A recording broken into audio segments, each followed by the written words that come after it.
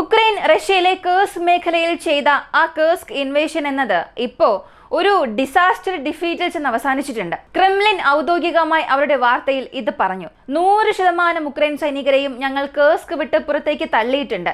രണ്ടാം ലോക മഹായുദ്ധത്തിന് ശേഷം നടന്ന ഒരു വിദേശാക്രമണം. ഇത് ഉക്രൈൻ ഏത് ഉദ്ദേശത്തോടു കൂടിയാണോ റഷ്യൻ പ്രദേശത്തേക്ക് നുഴഞ്ഞു കയറിയത്, അതിപ്പോ ഒരു വലിയ നഷ്ടം അവർക്ക് തന്നെ സംഭവിച്ചിട്ടുണ്ട്. അപ്പോ ഈ കേഴ്സ്ക് ഇൻവേഷൻ എവിടെയാണ് പരാജയപ്പെട്ടത്? ഉക്രൈന്റെ ഈ ഒരു വാർഫെയർ അവർക്ക് എത്രത്തോളം സ്വാധീനം ചെലുത്തി? എല്ലാം ഈ വീഡിയോയിലൂടെ വിശദമായി അറിയാം.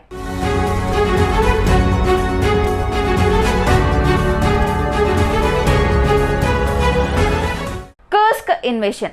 റഷ്യ ഉക്രൈൻ യുദ്ധം ആരംഭിച്ചത് മുതൽ ഉക്രൈന് ഒരു വലിയ നേട്ടമായി മാറിയത്, അല്ലെങ്കിൽ ഉക്രൈന് ഒരു വലിയ പ്രത്യാഘാതം ഉണ്ടാക്കിയതും ഈ ഒറ്റ കാര്യമാണ്. കാരണം ഈ കേഴ്സ്ക് ബാറ്റിൽ ആരംഭിച്ചത് ഓഗസ്റ്റ് മാസം എന്നാണെന്ന് പലരും ചിന്തിക്കാം. എന്നാൽ മാർച്ച് മാസം മുതൽ തന്നെ ഇതിന്റെ പദ്ധതികൾ ഉക്രൈൻ ഇന്റലിജൻസ് ചെയ്യാൻ തുടങ്ങി. ശരിയായ കാലത്തിന് വേണ്ടിയും കാരണത്തിന് വേണ്ടിയും അവർ കാത്തിരിക്കുകയായിരുന്നു. ഉക്രൈൻ എത്ര പദ്ധതി ഉണ്ടാക്കി അതെങ്ങനെയെല്ലാം സാധിച്ചു കാണിച്ചുവോ അത്രത്തോളം തന്നെ റഷ്യ അശ്രദ്ധയും കാണിച്ചു. അതുകൊണ്ടാണ് ഇത്രയും വലിയൊരു അപമാനം റഷ്യൻ ചരിത്രത്തിൽ പ്രധാനമായും പുടിന് ഉക്രൈൻ കാരണം ഉണ്ടായത്. ബ്ലൂംബർഗിൽ വന്ന ഒരു ലേഖനമാണ്. റഷ്യയുടെ FSB പല തവണ റഷ്യയ്ക്ക് ഒരു മുന്നറിയിപ്പ് നൽകിയിരുന്നു. ഇന്റലിജൻസ് ഇൻപുട്ട്, ഇന്റലിജൻസ് വാർണിംഗ് അവരുടെ ബോർഡർ ഗാർഡ്സിന് നൽകിയിട്ട് കൂടിയും, ഈ മുന്നറിയിപ്പ് പല ഉദ്യോഗസ്ഥർക്ക് നൽകിയിട്ട് കൂടിയും 2 ആഴ്ചയായി ഇവർ ആരും ആ വിവരം ശ്രദ്ധിച്ചതേയില്ല. ഇവരെല്ലാവരും ചിന്തിച്ചു കൊണ്ടിരുന്നത് ഉക്രൈൻ ഈസ്റ്റേൺ ഫ്രണ്ടിൽ വളരെയേറെ തിരക്കിലാണ്, അതുകൊണ്ട് ഉക്രൈൻ ഈ സമയത്ത് ഒരിക്കലും റഷ്യയ്ക്കുള്ളിൽ നുഴഞ്ഞു കയറില്ല എന്ന് ചിന്തിച്ചു. മാത്രമല്ല ഉക്രൈൻ ഫോറിൻ വെപ്പൺസ് ഫയർ അത് ഒരു ആക്ട് ഓഫ് വാർ ആയി കൺസിഡർ ചെയ്യും. അതൊരു യുദ്ധമായി മാറുമോ എന്നുള്ള ഭയം ഉക്രൈനുണ്ട്. അതുകൊണ്ട് തന്നെ ഉക്രൈൻ അങ്ങനെയൊന്നും ചെയ്യില്ല എന്നാണ് റഷ്യൻസ് ചിന്തിച്ചത്. അതുകൊണ്ട് തന്നെ ഈ FSB നൽകിയ മുന്നറിയിപ്പ് പുടിൻ വരെ എത്തിയില്ല. അവരതങ്ങനെ അവഗണിച്ചു വിട്ടു. പക്ഷേ ഇതിന്റെ ഫലം എന്താണെന്ന് അറിയണ്ടേ? ഓഗസ്റ്റ് മാസം 6-ാം തീയതി സർപ്രൈസ് ആയ ഒരു ആക്രമണം ഉക്രൈൻ നടത്തി. ഇതിനകം ഞാൻ ഒരുപാട് തവണ ഇത് പറഞ്ഞിട്ടുണ്ട്, ഒന്നുകൂടെ പറയാം. ഉക്രൈൻ ഇങ്ങനെ ഒരു ഓപ്പറേഷൻ നടത്തിയത് വെറുതെ ഒരു സർജിക്കൽ സ്ട്രൈക്ക് പോലെ, അല്ലെങ്കിൽ എന്നെ കൊണ്ട് നിങ്ങളുടെ പ്രദേശം ആക്രമിക്കാൻ കഴിയും എന്നുള്ളത് കാണിക്കാൻ വേണ്ടിയാണ്. ചെറിയൊരു ഓപ്പറേഷനായി മാത്രം ചില ദിവസം, അല്ലെങ്കിൽ ചില ആഴ്ച, അല്ലെങ്കിൽ ഒരു മാസം, കൂടിപ്പോയൊരു മാസം, അങ്ങനെയായിരുന്നു അവരുടെ പദ്ധതി ഉണ്ടായിരുന്നത്. എന്നാൽ ഉക്രൈൻ സൈനികർ അകത്തേക്ക് കയറിയപ്പോൾ, ആ കേഴ്സ്ക് പ്രദേശത്തേക്ക് കയറിയപ്പോൾ, ആ കാടുകൾ കടന്ന് ഈ കേഴ്സ്കിനുള്ളിലേക്ക് കയറിയപ്പോൾ അവർ ഒരു കാര്യം ശ്രദ്ധിക്കുന്നു. ആ സ്ഥലത്ത് സെക്യൂരിറ്റി ഒന്നും തന്നെ ഇല്ല. ഈ റഷ്യയുടെ അതിർത്തി, ഈ റഷ്യയുടെ പൂർണ്ണ അതിർത്തിയെ തൊട്ടടുത്ത രാജ്യങ്ങളിൽ നിന്നും സംരക്ഷിക്കുന്നത് ആരാണെന്ന് നോക്കിയാൽ FSB ആണ്, റഷ്യയുടെ ഇന്റലിജൻസ് യൂണിറ്റ്. അവരുടെ നേരിട്ടുള്ള നിരീക്ഷണത്തിന് കീഴിൽ വരുന്ന FSBയുടെ ബോർഡർ സെക്യൂരിറ്റി ഗാർഡ്സ്, ഇവരാണ് അതിർത്തിയിൽ ഫ്രണ്ട് ലൈനിൽ നിൽക്കുന്നത്. ഇതിനുശേഷമാണ് മറ്റ് സംഘടനയിലുള്ള സൈനികർ വരുന്നത്. ഇപ്പോ ഇവിടെ റഷ്യ ചെയ്ത ഏറ്റവും വലിയ തെറ്റെന്താണെന്ന് ചോദിച്ചാൽ, ഈസ്റ്റേൺ ബാറ്റിൽ അവിടെ സംഭവിക്കുന്നുണ്ട്. അവിടെ റിസോഴ്സിന് സൈനികരെ അകത്തേക്ക് അയക്കണം, എക്സ്പീരിയൻസ് ഉള്ള സൈനികരെ ആ ബാറ്റിലേക്ക് അയക്കണം എന്ന് കരുതി ഇൻഎക്സ്പീരിയൻസ് ആയിട്ടുള്ള സൈനികരെ, അധിക എക്സ്പീരിയൻസ് ഒന്നും ഇല്ലാത്തവരെ, പുതുതായി സൈന്യത്തിലേക്ക് കയറിയവരെ ഈ കേഴ്സ്കിലേക്ക് കൊണ്ടുവന്നു. പക്ഷേ ഉക്രൈൻ അകത്തേക്ക് വന്നത് വെറുതെയല്ല, അവരുടെ സ്പെഷ്യൽ യൂണിറ്റ്സിനെ അവർ ഉപയോഗിച്ചു. അപ്പോ ഇവരുടെ എക്സ്പീരിയൻസിന് മുൻപിൽ റഷ്യയുടെ യാതൊരു എക്സ്പീരിയൻസും ഇല്ലാത്ത സൈനികർക്ക് പിടിച്ചു നിൽക്കാൻ സാധിച്ചില്ല. അങ്ങനെ ഉക്രൈൻ ഈ അകത്ത് വന്ന ഓപ്പറേഷൻ വിജയകരമായി മാറി. ചില ദിവസത്തേക്ക് മാത്രം എന്ന് ചിന്തിച്ച അവർക്ക് അവിടെയുള്ള ആ വിജയം കണ്ടപ്പോൾ വീണ്ടും ഫോഴ്സസിനെ മുന്നിലേക്ക് മൂവ് ചെയ്യാൻ തുടങ്ങി. ഇതിന്റെ വിവരങ്ങളെല്ലാം പുറത്തു വന്നതിന് ശേഷം ഇങ്ങനെ ഓഗസ്റ്റ് മാസം 6-ാം തീയതി ആരംഭിച്ച അവരുടെ ഈ ഓപ്പറേഷൻ ഓഗസ്റ്റ് മാസം 12-ാം തീയതി എത്തിയപ്പോൾ 900 സ്ക്വയർ കിലോമീറ്റർ പിടിച്ചെടുത്തു. അടുത്ത ഓഗസ്റ്റ് മാസം 18-ാം തീയതി ഉക്രൈൻ ഒഫീഷ്യലായി ഒരു വാർത്ത പുറത്തുവിട്ടു. ഏകദേശം 1200 സ്ക്വയർ കിലോമീറ്ററോളം റഷ്യൻ പ്രദേശങ്ങൾ ഞങ്ങളുടെ കയ്യിലുണ്ട്. ഇത്രത്തോളം കൂടുതൽ പ്രദേശം റഷ്യയുടെ കേഴ്സ്കിൽ ഞങ്ങൾ പിടിച്ചു വച്ചുവെന്ന് അവർ ഔദ്യോഗികമായി തന്നെ അറിയിച്ചു. അങ്ങനെ ഈ ബാറ്റിലിന്റെ ആദ്യത്തെ 10 ദിവസം റഷ്യയെ കൊണ്ട് ആ ഒരു പ്രദേശത്തെ സ്റ്റെബിലൈസ് ചെയ്യാൻ സാധിച്ചില്ല. അങ്ങനെ 18-ാം തീയതിക്ക് ശേഷമാണ് പ്രധാനപ്പെട്ട പല മാറ്റങ്ങൾ സംഭവിക്കാൻ തുടങ്ങിയത്. റഷ്യക്ക് ഇവിടെ എന്തെങ്കിലും ചെയ്യാൻ തന്നെ ഒരു 10 ദിവസം എടുത്തു. റഷ്യയുടെ ഒരു ഉദ്ദേശം ഈസ്റ്റേൺ ഫ്രണ്ടിലുള്ള സൈനികരെ കൊണ്ടുവന്ന് ഇവിടെ നിർത്താൻ പാടില്ല. അങ്ങനെ നിർത്തിയാൽ ഉക്രൈൻ ഏത് ഉദ്ദേശത്തോടു കൂടിയാണോ അകത്തേക്ക് വന്നത് ആ ഉദ്ദേശം അവർക്ക് നടക്കും. അത് സംഭവിക്കാൻ പാടില്ല. റഷ്യയെ ഈസ്റ്റേൺ സോണിൽ പോക്രോവേഴ്സ് ബാറ്റിലും സാബ്രോസീഷ്യ ബാറ്റിലും വീക്കൺ ചെയ്യുക എന്നുള്ളത്, അതായിരുന്നു ഉക്രൈന്റെ ഉദ്ദേശം. അതിനുവേണ്ടിയാണ് കേഴ്സ്ക് ഇൻവേഷൻ നടത്തിയത്.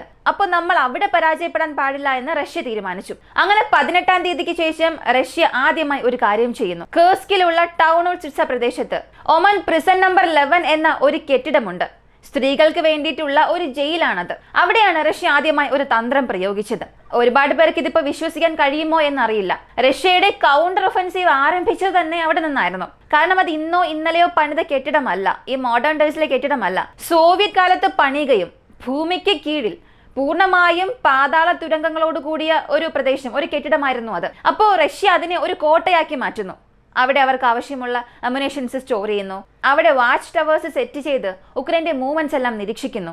അങ്ങനെ ഈ ഒരു പ്രിസണിൽ നിന്നാണ് റഷ്യയുടെ കൗണ്ടർ ഒഫൻസീവ് ആരംഭിച്ചത്. കൃത്യമായി പറഞ്ഞാൽ സെപ്റ്റംബർ മാസം 18-ാം തീയതി റഷ്യ ഖൊറൻസ് ജില്ലയിൽ നിന്നും, അതായത് ഈ ടൗൺ ഓഫ് സ്വിസയിലുള്ള ഒരു പ്രദേശത്ത് നിന്നും അവരുടെ പ്രത്യാക്രമണം ആരംഭിക്കുന്നു. ഇതിനുശേഷം ഇതിൽ ഒരുപാട് മാറ്റങ്ങൾ സംഭവിക്കുകയും നവംബർ മാസത്തിൽ, അതായത് സെപ്റ്റംബർ, ഒക്ടോബർ, നവംബർ, ഈ നവംബർ മാസത്തിൽ പകുതിയിലധികം പ്രദേശം ഉക്രൈന്റെ ഭാഗത്തു നിന്നും റഷ്യ പിടിച്ചെടുത്തു, തിരികെ എടുത്തു എന്ന് റഷ്യ അറിയിച്ചു. എന്നാൽ ഉക്രൈൻ ഇതൊന്നും ഉറപ്പിച്ചില്ല. ഇതിനിടയിൽ Ukraine foreign made ATACMS Russian പ്രദേശങ്ങളിലേക്ക് ഫയർ ചെയ്തു. Britain made Storm shadow missiles fire ചെയ്തു. അതിന് റഷ്യ റിവെഞ്ച് കൊടുക്കുന്ന രീതിയിൽ ഓഷനിക് മിസൈൽ ഫയർ ചെയ്തു. ഇങ്ങനെ ഒരുപാട് എസ്കലേഷൻസ് സംഭവിച്ചു. എന്നാൽ ഉക്രൈന് ഒരു കാര്യത്തിൽ വ്യക്തതയുണ്ടായിരുന്നു. ഇവിടെ എന്ത് സംഭവിച്ചാലും ശരി, നമുക്ക് നഷ്ടമുണ്ടായാലും പ്രശ്നമില്ല, അതൊന്നും പുറത്ത് കാണിക്കാനേ പാടില്ല. കാരണം എത്രത്തോളം റഷ്യൻ സൈനികരിലേക്ക് ഒരു സമ്മർദ്ദം ചെലുത്തുന്നുവോ അത്രത്തോളം ഈസ്റ്റേൺ ബാറ്റിൽ നമുക്ക് എളുപ്പമായി മാറും എന്നായിരുന്നു ഉക്രൈന്റെ കണക്ക്. പക്ഷെ ഇപ്പോൾ നടക്കുന്ന യുദ്ധങ്ങളെ സംബന്ധിച്ച് വളരെ ധൃതിയിലെടുക്കുന്ന തീരുമാനങ്ങൾ കാരണം അവിടെ യാതൊരു വിജയവും ലഭിക്കില്ല.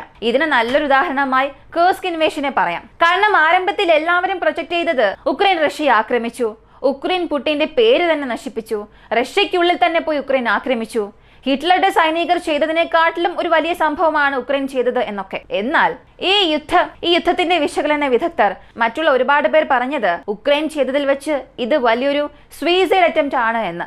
കാരണം ഈസ്റ്റേൺ ഫ്രണ്ടിൽ നിന്നും അവരുടെ സൈനികരെ ഇവിടേക്ക് കൊണ്ടുവരുമ്പോൾ ഈസ്റ്റേൺ ഫ്രണ്ട് വീക്കാകും. അങ്ങനെ ഈസ്റ്റേൺ ഫ്രണ്ട് വീക്കാകുന്ന സമയത്ത് ആ ഒരു സ്ഥലത്ത് പുടിൻ ആ ഒരു വാർഫെയർ തീവ്രമാക്കും. അപ്പോൾ കേഴ്സ്കിലുള്ള സൈനികരെ വളരെ ദിവസത്തേക്ക് ഹോൾഡ് ചെയ്യാൻ കഴിയില്ല എന്നുള്ളതും അറിയാം. ഇതെല്ലാം നവംബർ മാസത്തിന് ശേഷം പതിയെ പതിയെ സംഭവിക്കാൻ തുടങ്ങി. നവംബർ മാസം 12-ാം തീയതി ഉക്രൈൻ ഒരു കാര്യം മനസ്സിലായി, ഇത്രത്തോളം സ്ഥലങ്ങൾ റഷ്യ തിരിച്ചു പിടിച്ചെടുക്കാൻ തുടങ്ങി. അതിനാൽ ഇവിടെ വീണ്ടും ഒരു ഒഫൻസീവ് ആക്രമണം ആരംഭിക്കണം എന്ന് ചിന്തിക്കുകയും ആദ്യമായി ടൗൺ ഓഫ് സ്വിസയ്ക്ക് പടിഞ്ഞാറൻ പ്രദേശത്തുള്ള ബിൽസ്കോ ഡിസ്ട്രിക്റ്റിൽ അവരുടെ പുതിയൊരു ആക്രമണം ആരംഭിച്ചു. ഉക്രൈന്റെ വാർ ബ്ലോഗേഴ്സ് മുതൽ എല്ലാവരും പറഞ്ഞൊരു കാര്യം, ഉക്രൈൻ ഇതൊരു ട്രാപ്പായി സെറ്റ് ചെയ്തതാണ്. ഇവിടെ അവരുടെ ഫോഴ്സസിനെ ഫോർവേഡ് പൊസിഷനിലേക്ക് അയക്കുമ്പോൾ റഷ്യൻ സൈനികർ അവരുടെ ഡിഫൻസ് സ്ട്രോങ് ആക്കും. അങ്ങനെ സ്ട്രോങ് ആക്കുമ്പോൾ ആ സൈനികരെ ചുറ്റി വളഞ്ഞ് പിടിച്ചെടുക്കുക എന്നുള്ളതാണ് ഉക്രൈന്റെ ഉദ്ദേശം എന്ന് പറഞ്ഞു. പക്ഷേ അവിടെ സംഭവിച്ചത് മറ്റൊന്നായിരുന്നു. ആ ജില്ലയിൽ ഉക്രൈൻ ചെയ്ത ആ കൗണ്ടർ ഒഫൻസീവിൽ 200-ലധികം ഉക്രൈൻ സൈനികർ തന്നെ, ഉക്രൈന്റെ നാറ്റോയാൽ ട്രെയിൻ ചെയ്യപ്പെട്ട സൈനികർ റഷ്യയുടെ പക്കൽ യുദ്ധ തടവുകാരായി മാറി. ഇങ്ങനെ കേഴ്സ്കിൽ ഉക്രൈൻ എടുത്തുവെച്ച ഓരോ ചുവടുകൾക്കും ശക്തമായ ഒരു പ്രതികരണം അവിടെ ലഭിച്ചു. എന്നാൽ മെയിൻ സ്ട്രീം മീഡിയാസ് ഇതൊന്നും വലിയ രീതിയിൽ സംസാരിച്ചതേയില്ല ജനുവരി മാസം വരെയും. കാരണം ജനുവരി മാസത്തിൽ ISW എന്ന് പറയപ്പെടുന്ന ഇൻസ്റ്റിറ്റ്യൂട്ട് ഓഫ് സ്റ്റഡി ഓഫ് വാർ അവരുടെ ഒരു ഡീറ്റെയിൽഡ് മാപ്പ് പുറത്തിറക്കി. ആ സമയത്തുള്ള ഒരു യുദ്ധ നിലവാരം അനുസരിച്ചൊരു മാപ്പ് പുറത്തിറക്കി. അതിലവർ കാണിച്ചത് ഏകദേശം റഷ്യക്ക് നഷ്ടപ്പെട്ട പ്രദേശത്തിൽ നിന്നും ഒരു 60 മുതൽ 80% വരെയും അവർ തിരികെ പിടിച്ചെടുത്തു. ഉക്രൈന്റെ പക്കൽ ഇപ്പോൾ ഉള്ളത് 300 മുതൽ 350 സ്ക്വയർ കിലോമീറ്റർ പ്രദേശം മാത്രമാണ്. അപ്പോൾ ഏകദേശം ഈ യുദ്ധത്തിന്റെ പരാജയത്തിന്റെ മുനമ്പിലാണ് ഉക്രൈൻ ഉള്ളത് എന്ന് അവർ തെളിവോടുകൂടി പുറത്തു കാണിച്ചു. എന്നാൽ അന്നും ഉക്രൈൻ യാതൊരു മറുപടിയും പറഞ്ഞില്ല. ഇതിനുശേഷം ഫെബ്രുവരി മാസത്തിലാണ് ആദ്യമായി ഉക്രൈൻ വാ തുറന്നത്. അതെ, കേഴ്സ്കിൽ ഞങ്ങൾ പിൻവാങ്ങാൻ തുടങ്ങിയിട്ടുണ്ട്, എന്നാൽ ഞങ്ങൾ പൂർണ്ണമായും പുറത്തേക്ക് വന്നിട്ടില്ല, ഞങ്ങളാണ് അവിടെ പിൻവാങ്ങുന്നത്. കാരണം അകത്തേക്ക് ഞങ്ങൾ വന്നതിന്റെ ഏകദേശം ഉദ്ദേശങ്ങളെല്ലാം നടന്നു കഴിഞ്ഞു. അവിടെയുള്ള ഏകദേശം 18ഓളം പാലങ്ങൾ ഞങ്ങൾ തകർത്തു. 18-ലധികം പാലങ്ങൾ ഉണ്ടെന്നും പറയുന്നു. കാരണം ഈ ടെമ്പററിയായി പണിത പൗണ്ടൻസ് ബ്രിഡ്ജ് ഇതൊക്കെ തകർത്തു. ഇങ്ങനെ ഞങ്ങൾ ചെയ്യേണ്ട പ്രധാനപ്പെട്ട മിഷൻസ് എല്ലാം ഞങ്ങൾ അവസാനിപ്പിച്ചു. റഷ്യയുടെ എലൈറ്റ് യൂണിറ്റ്സിനെയും ഞങ്ങൾ ട്രാപ്പ് ചെയ്തു. ഈസ്റ്റേൺ ബാറ്റിൽ ഞങ്ങൾക്ക് അനുകൂലമാക്കി മാറ്റി. ഇങ്ങനെ യാതൊരു മടിയുമില്ലാതെ അവർ കള്ളം പറഞ്ഞു. പക്ഷെ സംഭവിച്ചത് അതല്ലായിരുന്നു. ഉക്രൈൻ ഇങ്ങനെ പറഞ്ഞതിനു ശേഷം റഷ്യ വീണ്ടും അവരുടെ അടുത്ത ഘട്ട ആക്രമണം അവിടെ ആരംഭിച്ചു. ഇതിനിടയിൽ ഉത്തര കൊറിയൻ സൈനികർ 2024 അവസാനത്തിൽ ഇങ്ങോട്ടേക്ക് വന്നു. ഇത് വീണ്ടും റഷ്യയ്ക്ക് ഒരു നേട്ടം കൊടുത്തു. അവിടെ ഒരുപാട് പ്രശ്നങ്ങൾ ഉണ്ടായി. ഉത്തര കൊറിയൻ സൈനികരുടെ പെർഫോമൻസ് ശരിയല്ല ഇങ്ങനെയൊക്കെ പറഞ്ഞാലും ഇന്ന് റഷ്യ ഈ കേഴ്സ്കിൽ ഒരു വിജയം കൈവരിച്ചിട്ടുണ്ടെങ്കിൽ അതിന് പ്രധാനപ്പെട്ട പങ്ക് തീർച്ചയായും ഉത്തര കൊറിയൻ സൈനികർക്കുണ്ട്. ആരംഭത്തിൽ ഉത്തര കൊറിയൻ സൈനികർക്കും റഷ്യൻ സൈനികർക്കും ശരിയായ ഒരു സിങ്ക്രണൈസേഷൻ ഉണ്ടായിരുന്നില്ല. അവരുടെ ഭാഷ വേറെയാണ്, അവരുടെ തന്ത്രങ്ങൾ വേറെയാണ്. ഡ്രോൺസ് ഇതിനു മുൻപ് കണ്ടിട്ടേയില്ല. ഇന്റർനെറ്റ് ലഭിച്ചാൽ ആവശ്യമില്ലാത്ത കാര്യങ്ങളൊക്കെ തിരയുന്നു. ഇങ്ങനെ അവരുടെ ലോകം മറ്റൊന്നായിരുന്നു. ഒരു ഏലിയൻ മൂവി പോലെയായിരുന്നു അവർ ഡ്രോൺസിനെല്ലാം നോക്കി കണ്ടത്. ഇതെല്ലാം അവിടെ സംഭവിച്ചു തന്നെയാണ്. പക്ഷേ ദിവസങ്ങൾ കഴിയും തോറും ആ യുദ്ധക്കളത്തിനനുസരിച്ച് അവരുടെ തന്ത്രങ്ങളും അവർ മാറ്റിക്കൊണ്ടിരുന്നു. റഷ്യ ചെയ്തത് ലോജിസ്റ്റിക് സപ്പോർട്ടിനും വളരെ ക്ലോസ് റേഞ്ചിൽ നടക്കുന്ന കോമ്പാക്റ്റിനും ഇൻ പേഴ്സൺ കോമ്പാക്റ്റിനും അവരെ ഉപയോഗിച്ചു. അതിന്റെ ഫലമായി ഉത്തര കൊറിയൻ സൈനികരെ സപ്പോർട്ടിന് വേണ്ടി മാത്രം ഉപയോഗിക്കുകയും ഇന്നിങ്ങനെ ഒരു വിജയം കൈവരിക്കുകയും ചെയ്തു. അപ്പോൾ ഉക്രൈൻ അവരുടെ എലൈറ്റ് യൂണിറ്റ്സിനെ അകത്തേക്ക് അയച്ചതിലൂടെ ഈസ്റ്റേൺ ഫ്രണ്ടിലും വലിയ മാറ്റമൊന്നും സൃഷ്ടിച്ചില്ല. കേഴ്സ്കും അവരെ കൊണ്ട് ഹോൾഡ് ചെയ്യാൻ സാധിച്ചില്ല. ഇപ്പോ എത്രത്തോളം നഷ്ടമാണ് ഈ രണ്ട് വിഭാഗത്തിനും ഉണ്ടായത് എന്നുള്ളതിന്റെ ഒരു എസ്റ്റിമേഷൻ നോക്കാം. ഒഫീഷ്യലായി ഉക്രൈൻ പറഞ്ഞത് 50,000 സൈനികരെ ഞങ്ങൾ അകത്തേക്ക് അയച്ചു. അതിൽ ഒരു 4,000-5,000 സൈനികർ വരെയും അവിടെ കൊല്ലപ്പെട്ടു എന്ന് ഉക്രൈന്റെ ഔദ്യോഗിക കണക്ക് പറഞ്ഞു. പക്ഷെ അങ്ങനെയല്ല. ഉക്രൈൻ അകത്തേക്ക് അയച്ചത് 1.5 ലക്ഷം സൈനികരിലും അധികം. ചില സ്ഥലങ്ങളിൽ 2 ലക്ഷം എന്നൊക്കെ പറയുന്നുണ്ട്. അതിൽ 70,000 സൈനികരോളം മരിച്ചു എന്ന വാർത്തയുമുണ്ട്. അമേരിക്കയുടെ കണക്കനുസരിച്ച് നോക്കിയാൽ 50,000 മുതൽ 60,000 ഉക്രൈൻ പട്ടാളക്കാർ ഈ കേഴ്സ്ക് ബാറ്റിൽ കൊല്ലപ്പെട്ടിരിക്കാം എന്ന വാർത്തയുണ്ട്. അപ്പോ ഇനി റഷ്യയുടെ സൈഡിൽ എന്തൊക്കെ നഷ്ടമാണ് ഉണ്ടായത് എന്ന് നോക്കാം. അവർക്ക് വെറും 8,000 സൈനികർ മരിച്ചു എന്നാണ് പറഞ്ഞത്. എന്നാൽ അമേരിക്ക, ഉക്രൈൻ ഇവരുടെ എല്ലാം നിലപാട് ഇല്ല, അവർക്ക് 1 ലക്ഷം സൈനികർ വരെയും മരിച്ചിട്ടുണ്ട്. അതുപോലെ ഉത്തര കൊറിയൻ സൈനികരെ സംബന്ധിച്ച് 6,000 മുതൽ 8,000-ഓളം പേർ ഈ കേഴ്സ്ക് ബാറ്റിൽ മരിച്ചിരിക്കാം എന്നാണ് കണക്ക്. ഇനി വെഹിക്കിൾസിന്റെ നഷ്ടം. അറ്റാക്ക് ഹെലികോപ്റ്റേഴ്സ് ഒന്നും ഇവിടെ നഷ്ടപ്പെട്ടിട്ടില്ല. ആർമഡ് വെഹിക്കിൾസ്, ആർട്ടിലറി യൂണിറ്റ്സ് ഇവയുടെയൊക്കെ നഷ്ടം നോക്കുകയാണെങ്കിൽ പൂർണ്ണമായും ഏകദേശം 1,800 പ്രൊജക്ടൈൽസിനെ ഇന്റർസെപ്റ്റ് ചെയ്തിട്ടുണ്ട്. ഉക്രൈൻ ഫയർ ചെയ്ത ATACMS, MLR system, artillery shells, rocket ഇവയെല്ലാം റഷ്യ ഇന്റർസെപ്റ്റ് ചെയ്തു. റഷ്യ ഫയർ ചെയ്ത 1,800 പ്രൊജക്ടൈൽസ് ഇത് ഉക്രൈൻ ഇന്റർസെപ്റ്റ് ചെയ്തു. മൊത്തത്തിൽ നോക്കിയാൽ ഉക്രൈന് ഇതൊരു വലിയ നഷ്ടം തന്നെയായി മാറിയിട്ടുണ്ട്. റഷ്യക്ക് അവിടെ നഷ്ടം ഉണ്ടായിട്ടുണ്ട്. പക്ഷേ അവർ ആ പ്രദേശങ്ങളെ റീക്യാപ്ചർ ചെയ്തതുകൊണ്ട് ഒരു നഷ്ടക്കണക്കിൽ ഇത് വരില്ല. ഉക്രൈൻ ചെയ്ത ഒരു വലിയ തെറ്റ് കാരണം ഇന്ന് ഇത്രത്തോളം ഒരു വലിയ നഷ്ടം അവർക്കുണ്ടായി. ഉക്രൈൻ ആരുടെ വാക്ക് കേട്ടാണ് ഇങ്ങനെ ചെയ്തത്, അല്ലെങ്കിൽ അദ്ദേഹം വ്യക്തിപരമായി എടുത്ത തീരുമാനമാണോ ഇത്, ഒന്നും അറിയില്ല. ഉക്രൈന്റെ ചരിത്രത്തിൽ തന്നെ അല്ലെങ്കിൽ റഷ്യ ഉക്രൈൻ യുദ്ധത്തിൽ എടുത്തതിൽ ഏറ്റവും വലിയ മോശമായ ഒരു തീരുമാനമായി ഈ കേഴ്സ്ക് ഇൻവേഷൻ മാറിയിട്ടുണ്ട്. കേഴ്സ്ക് ബാറ്റിലിനെ സംബന്ധിച്ച് ചരിത്രത്തിലേക്ക് നമ്മളൊന്ന് തിരിഞ്ഞു നോക്കിയാൽ റഷ്യക്ക് ഒരു വലിയ വിജയം തന്നെ ലഭിച്ചതും ഇതേ സ്ഥലത്ത് തന്നെയാണ്. ഹിസ്റ്ററി വിൽ റിപ്പീറ്റ്സ് എന്ന് പറയുന്നത് പോലെ വീണ്ടും കേഴ്സ്ക് ബാറ്റിലിൽ റഷ്യ വിജയിച്ചു. ഈ ഒരു വീഡിയോയെ കുറിച്ചുള്ള നിങ്ങളുടെ അഭിപ്രായം എന്താണ്? കേഴ്സ്ക് ഇൻവേഷനെ കുറിച്ച് നിങ്ങൾ എന്താണ് ചിന്തിക്കുന്നത്? നിങ്ങളുടെ അഭിപ്രായം കമന്റിൽ പറയുക. കൂടുതൽ അപ്ഡേറ്റ്സ് അറിയാനായി വോയിസ് ഓഫ് ഇന്ത്യ എന്ന നമ്മുടെ ചാനൽ സബ്സ്ക്രൈബ് ചെയ്യുക. മറ്റൊരു വീഡിയോയുമായി വീണ്ടും കാണാം.